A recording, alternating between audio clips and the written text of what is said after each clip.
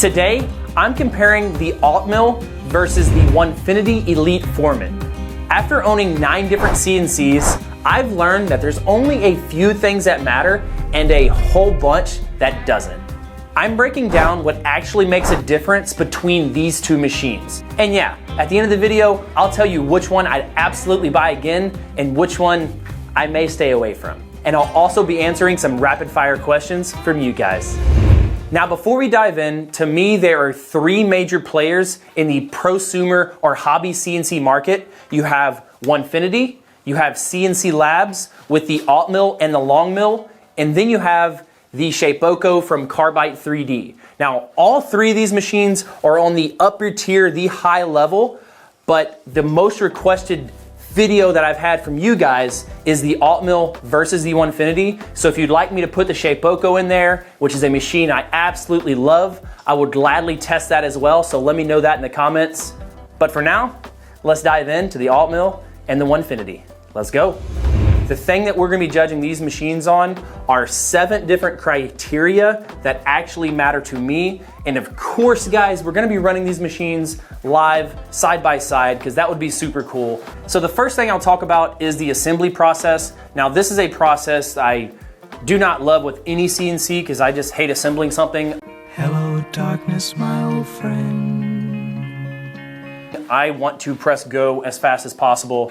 So assembly of the Onefinity was pretty easy because you're assembling like this, right? Like the actual machine was pretty easy to assemble. The hard part and the caveat they don't really tell you is when you have to build a table and actually mount all this stuff and line it all up, it turns into a real pain in the butt. So with this machine, I said probably about 15 different cuss words and drank a 6-pack of beer to assemble this one. And it took me, since I had to build a table, multiple different weekends to get it assembled and kind of get it up and running. Whereas the Altmill over here, I said probably 6 or 7 cuss words, jammed my finger a couple times.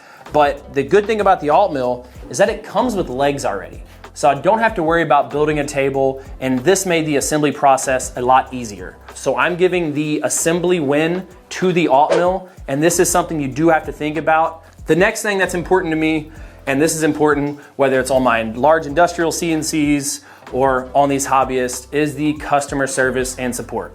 Because when something breaks and the machine goes down, you need to be able to call somebody, right? And if you ever watch Wolf of Wall Street, it's like pick up the phone and start dialing. Pick up the phone and start dialing. Right? Like that's what you got to do. I have secretly tested both of these, right? I've sent an email to Onefinity and sent an email to Altmill at the same time on a Sunday at like 4 p.m. And both of them responded within 1 hour of each other on a Sunday. So as far as customer service goes, I think these are both a tie. I have never heard a bad thing about Onefinity customer service, and I've never heard a bad thing about CNC Labs customer service. So to me, this is a tie, and I think this is something that is incredibly good in the hobby CNC world, that the customer service is on point, and all of the forums, whether it's on Facebook or whether it's on the web, they're really good as well, and you have a giant network of support. So I do think the Altmill and the Onefinity do a really good job at that. Now, the next one is going to be computer interface. And this is where one starts taking the lead over the other just slightly. So with the Onefinity, you get the Masso control system, okay? So this is what you see whenever you open up the Masso. And I know a lot about CNCs, and this is still a little bit confusing to me, but it is super duper robust, okay? And so this controller can do so many different things. You have all these different tabs. You can set all these programs and stuff like that. Very, very robust. Now, let's go over here to G-Sender, which is what the Altmill runs off of. And it's more or less all on one page. And then you have different little things you can do over here, which would be the equivalent of the Masso's tabs. What I like about G-Sender, and I've had my 10-year-old nephew come here, and I told him, move the CNC around, load a file, press go. He got this one so much faster than that one. Now, the Masso, once again, way more robust, right? There's a lot of things going on here, right? I mean, you have tool offsets, you have all of this stuff, and Masso is a fantastic company. Once again, super awesome. But for the guy that wants to do this in their garage on the weekends and just don't have to worry about a lot of stuff, I like the G-Sender for it because, once again, it's just simple. You can come in here, you can move around the machine, super easy there. Now, I got the added on computer to it, which is like $500, and I highly recommend it. It's a full touchscreen computer, all in one, gets internet. I can watch YouTube videos while my CNC is running if I wanted to. So yeah, it's pretty awesome. And don't forget to like and subscribe. So as far as a computer system goes, I like the Altmill a little bit better. Once again, Masso's way more robust, but Altmill to me is a lot more user-friendly and I don't need all those bells and whistles that this one has. And this one is a little bit cheaper as well. The next thing is gonna be rigidity. And where I look at rigidity the most in my hobbyist CNCs, it's a simple test. So I jog this bit down and I put it really close to the table. I'm pushing my palm on top and pulling out this, right? And I'm gonna see how much I can move the spindle. This is where I look for rigidity. Why? Is because whenever a CNC is cutting, everything multiplies from the very first point of contact, which is the bit, right? And then it moves up to this, and then it moves to right here, the next touch point, and then it moves to this, and then it moves to the legs, right? And so I'm just gonna push back and forth, and we're gonna see how much this moves. I'm gonna put a lot of pressure. See how much this is moving?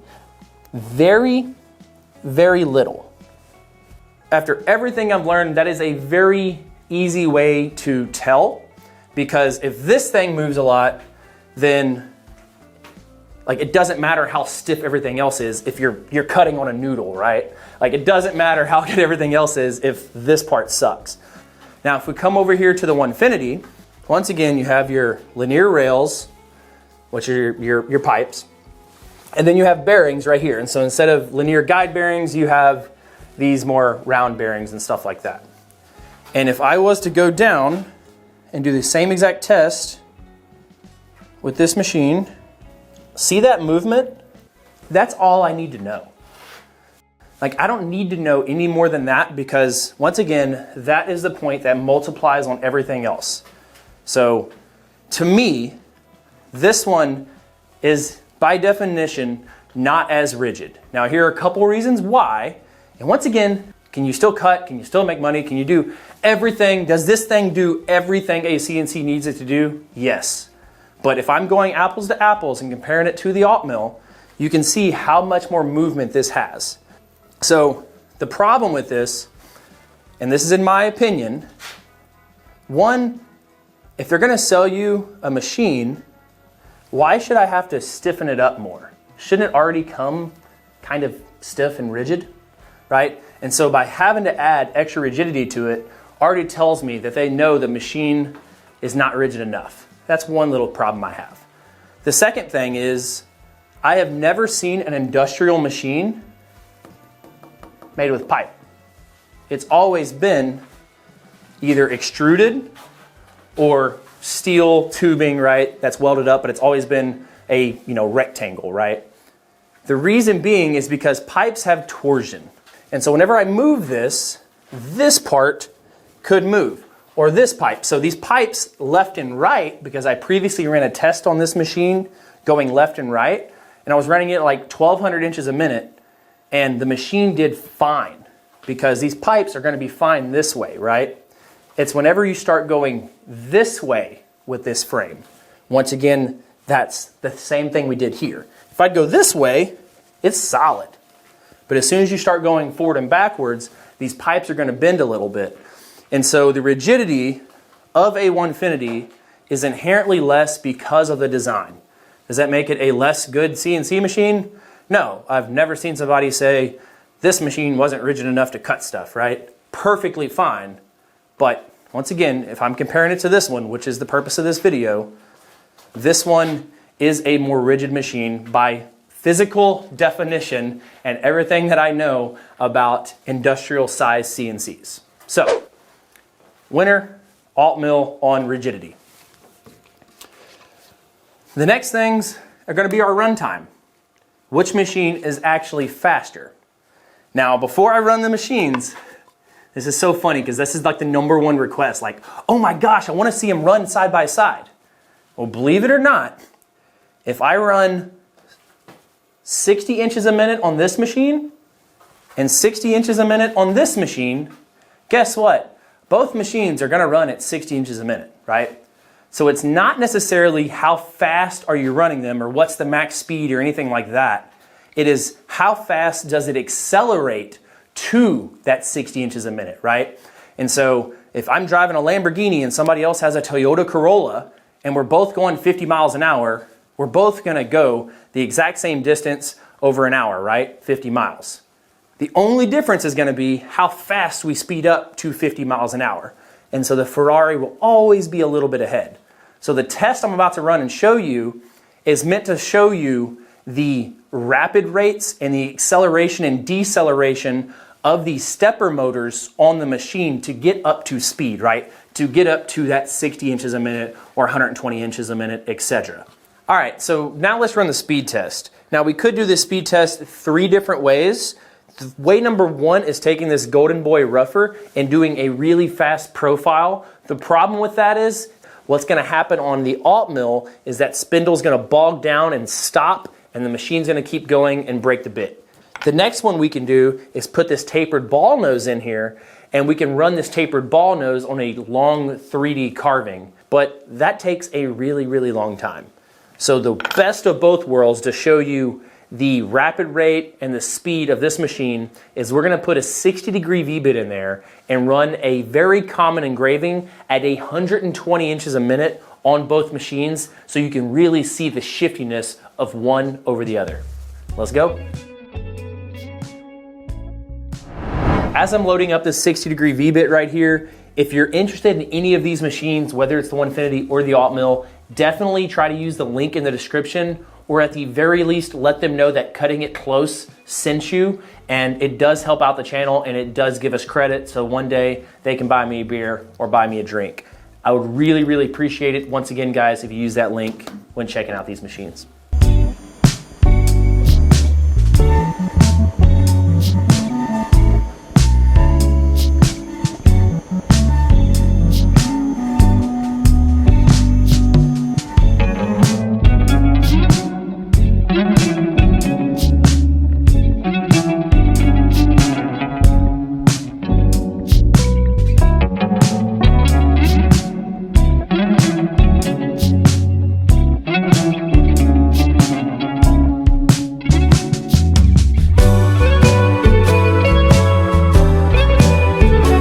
So as you can see, this one was done on the Altmill at 120 inches a minute, and the same exact engraving right here was also done on BAMX on the Onefinity at 120 inches a minute.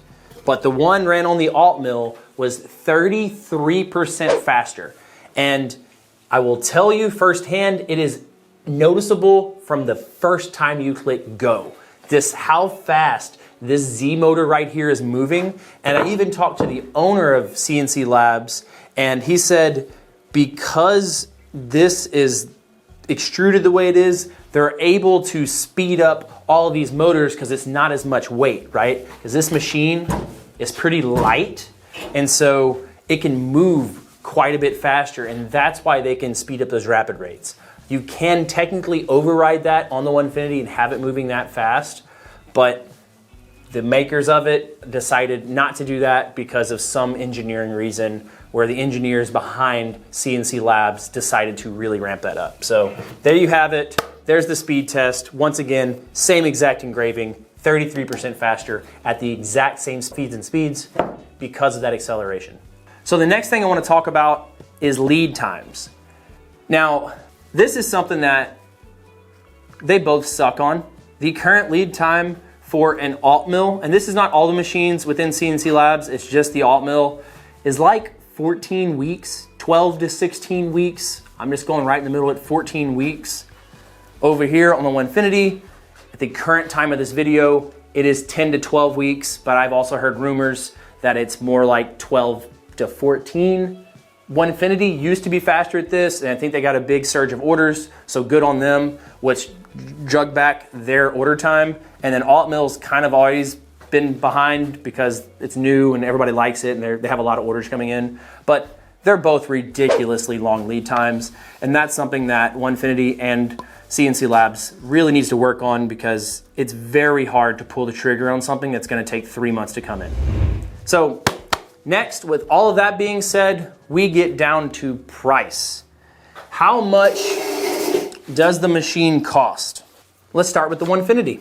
For the Onefinity Elite Foreman is going to run roughly about $4,000.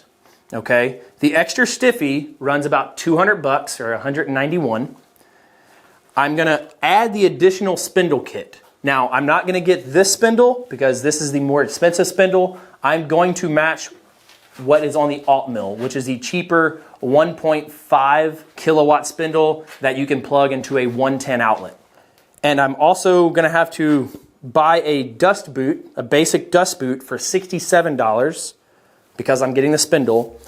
And because I don't want to build a table and I'm trying to match the Altmill, I'm going to buy the QCW fixed stand for $545.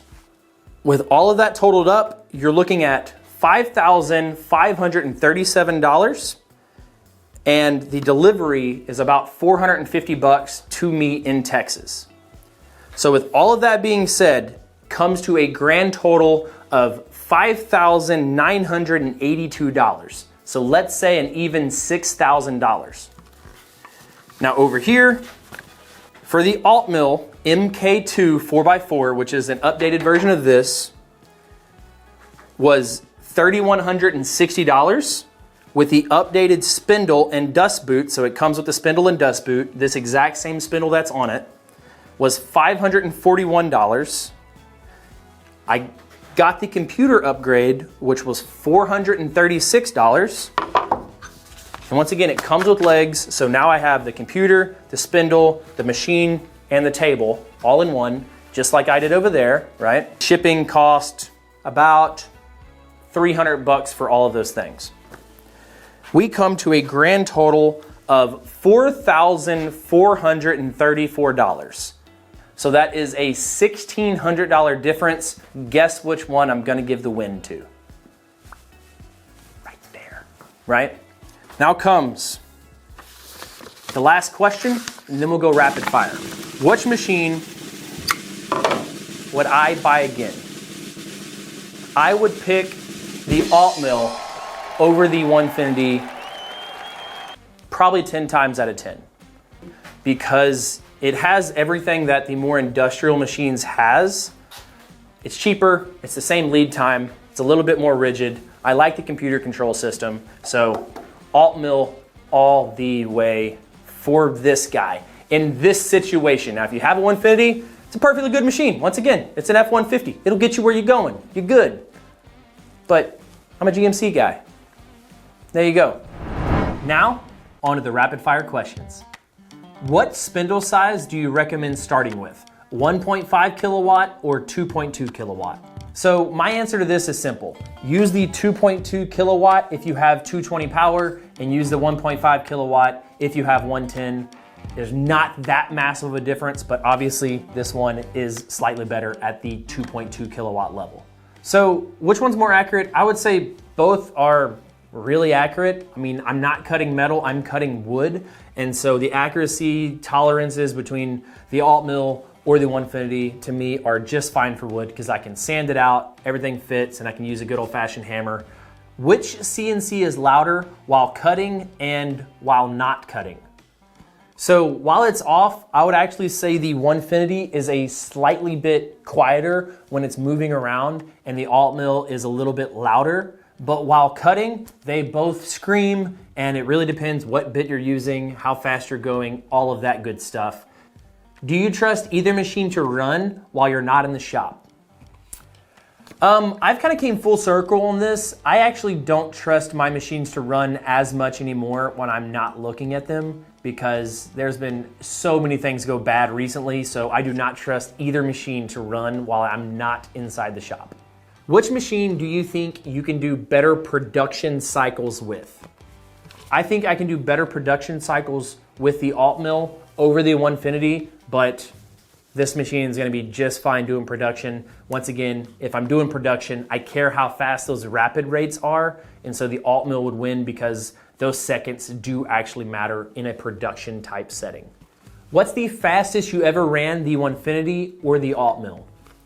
Fastest I ever ran this machine was 1200 inches a minute, actually in a YouTube video where we actually tried to break a roughing bit and it ended up stopping this stepper motor right here, 1200 inches a minute. On the Altmill, I maxed it out and can only run 590 inches a minute, so that's the fastest I've ran that machine, and I actually ran it on a YouTube live. All right, last question. What would you tell someone buying their very first CNC today? So what I would tell someone when they're buying their first CNC is the CNC matters a lot less than you think overall. So as long as you get, like we're talking about the top tier CNCs, like the two in this video and possibly the Shapeoko, right? Like all of those are really good machines. So the machine matters a lot less. They're all gonna run, they're all gonna cut. They can all do whatever you want them to do, whether it's to make money or to make cool stuff, right? I would not spend 100 hours researching the machine. I would much rather spend 100 hours figuring out either what I'm gonna make or what I'm gonna sell and actually get my hands on it as soon as possible. So from the time you press buy to the time you cut out your first project, you wanna make that as small as possible because you're still excited, you're still learning, and I learned 99.999% of the stuff I know about CNCs when I was actually running the CNC and it wasn't actually studying them, right? School of Hard Knocks is the best school to go through when you're trying to learn CNC. So I hope this video helped you make a buying decision. Remember to use the links in the description. I hope you left this video with more knowledge than when you started. And as always, guys, remember, if you ain't cutting it close, you ain't cutting it right.